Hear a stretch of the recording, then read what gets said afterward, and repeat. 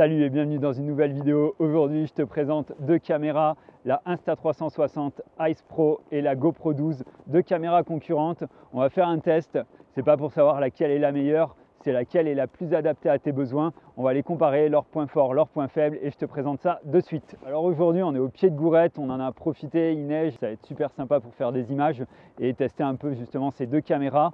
On va commencer à parler du tarif. On a la GoPro 12 qui est à environ 400-450 € suivant les offres. Et on va avoir la Ice Pro qui, elle, est à 480 €. Allez, maintenant, on va passer sur les tests micro. Un coup la Insta, un coup la GoPro. Je vous dis exactement la même chose. Il y a très peu de vent aujourd'hui, mais on peut avoir des bruits un peu autour avec la station. J'ai une cascade qui est juste derrière, donc on peut avoir des bruits parasites. Allez, on va tester un petit peu la stabilisation maximale maintenant. Je suis à fond là et on va comparer un petit peu ce que ça vaut sur les deux caméras. On va refaire un test maintenant avec la stabilisation normale. Donc voilà, pour comparer entre les deux un petit peu ce que ça vaut. On est au bureau maintenant, on va parler des caractéristiques techniques de ces deux caméras. Sur la GoPro, niveau capteur, on est sur 1/9 de pouce. Et sur la Ice Pro, on va avoir un capteur 1/3 de pouce. Donc un capteur qui est plus grand que celui de la GoPro. Les bénéfices à ça, on va avoir une meilleure prise en charge des basses lumières. On va avoir une dynamique accrue et une meilleure reconstitution des couleurs. Même sous l'eau, ça marche vraiment mieux, on est beaucoup plus réaliste. Sur la GoPro, on va filmer avec une résolution maximale de 5,3K jusqu'en 50 images secondes. La Ace Pro, elle, va tourner en 8K jusqu'à 24 images par seconde. Les deux feront de la 4K 100 images secondes. La GoPro fait du 200 images secondes en 2,7K et la Ace Pro fait du 200 images secondes en 1080. Sur la Insta, on va avoir un format 2.35 pour shooter directement en cinémascope et on va avoir aussi pour le 24 images secondes un shutter à 1/48e. Un petit plus aussi sur la Insta, en restant autour du capteur, c'est que l'optique il est fait par Leica. Leica, ils n'ont plus rien à prouver, ça reste une référence en termes d'optique sur le marché. Donc on a ça qui est sur la Insta360. On va continuer à parler basse lumière avec la Ice Pro qui elle est dotée d'une puce gravée en 5 nanomètres, ce qui permet des performances assez exceptionnelles en termes d'IA. Il y a un calcul interne qui va permettre de récupérer énormément d'informations sur les basses lumières. Donc ça vient en plus aider au capteur qui est déjà plus grand que celui de la GoPro. Donc meilleure réception sur le capteur des basses lumières et en plus un post-traitement en IA qui permet de récupérer encore plus. Donc on a vraiment pour une fois une caméra d'action qui est très très bonne en faible luminosité. Ces fonctionnalités d'IA, elles vont être dans un mode qui s'appelle Pure Vidéo, qui est vraiment dédié à ça. Donc quand vous sentez que l'éclairage il est un peu moins important, on peut utiliser ce mode pour vraiment aider la caméra à débruiter son image et obtenir quelque chose de vraiment bien. Et aussi une chose hyper importante, je vais vous mettre une vidéo comparative, c'est que de nuit, la stabilisation fonctionne avec ce mode-là. Donc on va pouvoir faire des vidéos stabilisées par rapport à la GoPro où on va avoir déjà plus de corrections, où elle va un peu moins bien s'en sortir. Et pour finir, le comparatif du coup sur les basses lumières, la GoPro, elle n'a pas de mode dédié à ça. Donc voilà, ça a toujours été un côté un peu plus faible, mais c'est globalement toutes les caméras d'action. Mais c'est vrai que GoPro s'en sort pas très très bien en basse lumière sur ce point-là. Et en plus, il n'y a pas de mode dédié à ça. On va commencer à parler stabilisation maintenant. Depuis longtemps, la GoPro a en interne un système de stabilisation qui fonctionne très bien. Insta aussi a le sien qui fonctionne très bien aussi. On peut passer par un logiciel externe. Sur la GoPro, c'était déjà très connu par les pilotes de drones. Insta360 a aussi Insta360 Studio qui permet de post-traiter. Et ce qui est pas mal, c'est que même si on ne l'a pas activé au tournage, on peut venir le rajouter en post-production. Que la GoPro, ça, c'est pas possible. On est obligé de choisir si on veut stabiliser l'image ou pas. La seule possibilité qu'on a après, c'est récupérer les données gyroscope sur la GoPro et stabiliser en post-production. On va parler du HDR maintenant. Les deux caméras en sont dotées. Sur la Insta360, sur certains modes, il est actif automatiquement. Sur la GoPro, on peut choisir de l'activer ou le désactiver. Par contre, le point négatif sur la GoPro, c'est au niveau sport, tout ce qui va être action. La caméra a tendance à créer des petits artefacts, des petits problèmes en fait dans l'image où elle va avoir du mal à adapter son HDR quand la stabilisation en plus est activée. Donc voilà, ça va être le petit défaut qu'on va retrouver du côté GoPro. Sur l'Insta, c'est dommage, il y a des moments où on ne peut pas enlever le HDR si on souhaite le dégager. Sur la Ace Pro, on n'a pas de perte de qualité avec le zoom, alors que sur la GoPro, vu que c'est un zoom numérique, on a une perte de qualité. On va parler de la balance des couleurs. Une chose qu'on ne voit pas souvent, c'est justement des comparatifs de balance des couleurs. Et là, pour le coup, on a une meilleure précision de la balance des couleurs sur la Ace Pro, avec des couleurs qui vont être vraiment plus fidèles. C'est hallucinant parce que quand on regarde des vidéos qu'on a tournées, on voit vraiment la même chose que notre œil perçoit et ça m'a vraiment tilté. Et une deuxième chose, il y a un profil couleur dédié pour faire des images sous-marines. Donc on va avoir une meilleure récupération des couleurs sous l'eau, donc moins de post-traitement et on a vraiment un truc qui ressemble plus à ce qu'on voit avec notre œil humain. Pour finir, on va parler de la photo. C'est quelque chose que j'utilise pas du tout sur les caméras d'action. Je préfère utiliser mon boîtier pour ça ou mon téléphone. Mais elles sont toutes les deux capables de faire des photos. Du coup, côté GoPro, on a un capteur 27 millions de pixels, alors que sur la Ice, on a un capteur de 48 millions de pixels. Donc vraiment beaucoup plus gros. On va avoir plus de définition dans l'image qui va nous permettre aussi de pouvoir recadrer nos images. Donc voilà, le petit comparatif entre les deux niveau photo. Alors sur ces deux caméras, on a des écrans devant. Celui de la GoPro est en couleur et va nous permettre d'avoir un preview sur ce qu'on regarde.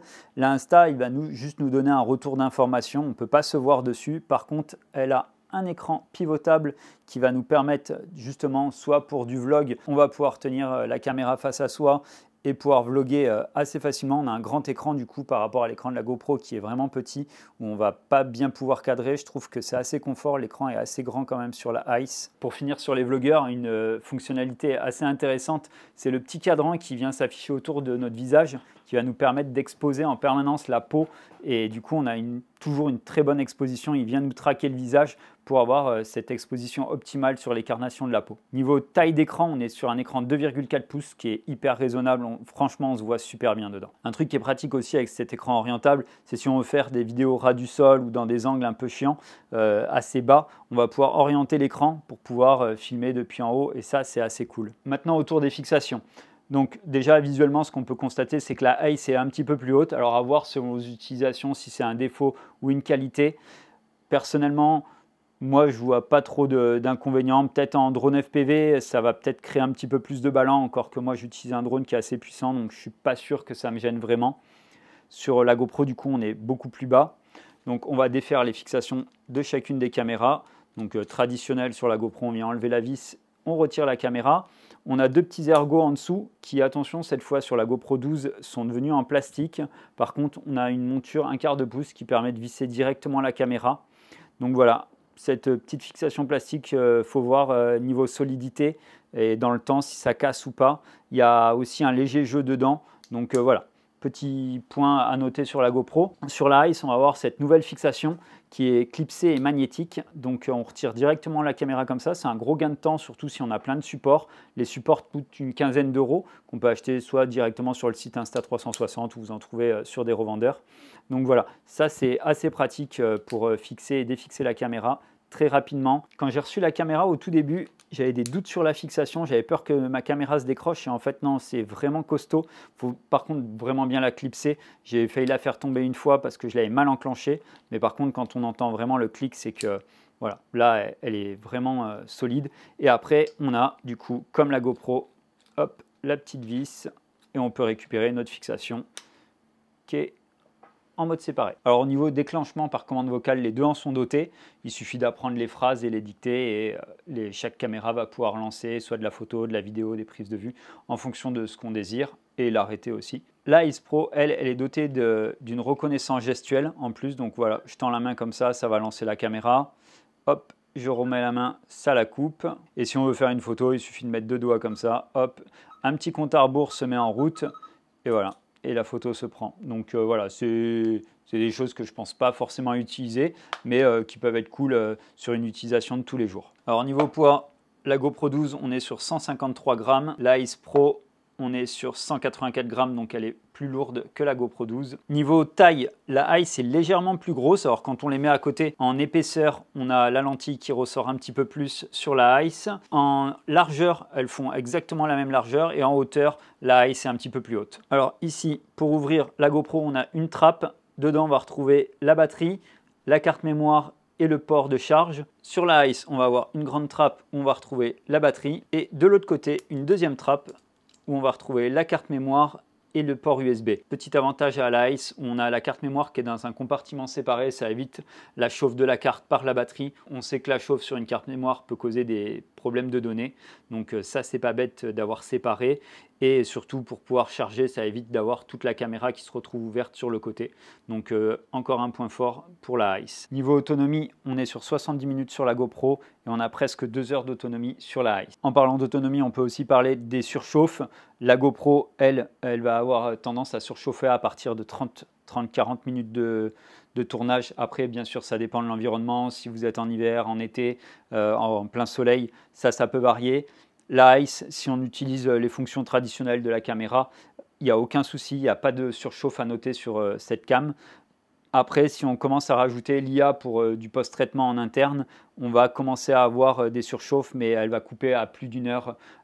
Donc encore un point assez positif sur la surchauffe. On n'est pas trop sujet à ce genre de problème sur la Ice. On va parler d'une fonctionnalité qui a disparu sur la GoPro 12, c'est le GPS pour laisser place à une meilleure autonomie de la caméra. Donc il va falloir acheter une télécommande qui vaut à peu près 90 € pour récupérer ces informations de vitesse. Sur l'Insta360, on n'a pas de GPS en interne, mais pareil, on a une télécommande qui va nous permettre de récupérer le GPS et aussi plein de fonctionnalités. On va pouvoir vraiment régler la caméra à distance. C'est vraiment plus poussé que la télécommande de la GoPro. Par contre, on est sur un tarif de 160 €, mais vraiment, on va beaucoup plus loin. On a un écran de contrôle où on peut visionner ce que cadre la caméra. On peut déclencher à distance, on peut régler vraiment complètement sa caméra comme si on était dessus. Donc, il y a un gros point fort là-dessus. Si vous êtes en vélo ou quoi, que vous voulez surveiller votre cadrage, ou si vous avez la caméra à distance, c'est assez sympa. En plus de ça, on va pouvoir récupérer d'autres données, c'est celle d'une Apple Watch ou d'une Garmin avec les données GPS qu'on va pouvoir avoir en insertion directement sur la vidéo. Il y a d'autres données aussi qui peuvent être traitées par la caméra. Donc voilà, un petit plus aussi de ce côté-là. Bien sûr, on a vu la télécommande est un peu plus chère que pour la GoPro. On va parler d'un point qui divise pas mal de monde, c'est la protection de lentilles. Sur la GoPro, on peut la retirer. Certains trouvent ça super parce que si on casse cette protection, ça nous permet de la changer nous-mêmes, il suffit de la recommander. Par contre, d'autres sont contre parce que justement par rapport à l'étanchéité de la caméra, les poussières qu'on peut faire rentrer à l'intérieur, voilà. Donc il y en a qui sont pour, il y en a qui sont contre. Par contre, sur l'Insta, elle est fixe, on ne peut pas du tout la changer. Par contre, Insta s'engage sur la première année d'achat de vous la changer une fois gratuitement. Après, vous avez la possibilité, comme GoPro, de choisir un Care. Il va coûter 48 € pour l'Insta, 50 € pour la GoPro. Et là, vous pouvez casser vos caméras, vous les renvoyer et il vous renvoie une caméra neuve. Sur les deux caméras, on a la possibilité de monter des filtres ND. Mais sur la Ice Pro, il y a un mode directement pour le motion blur qui est créé artificiellement. C'est très correct à l'utilisation, mais je vous préconise quand même d'utiliser les filtres ND. Je n'ai pas la télécommande de la GoPro, par contre je vais vous dire ce qui est fourni avec la télécommande de la Ice. On a un chargeur qui est magnétique, donc on pose juste comme ça et ça recharge.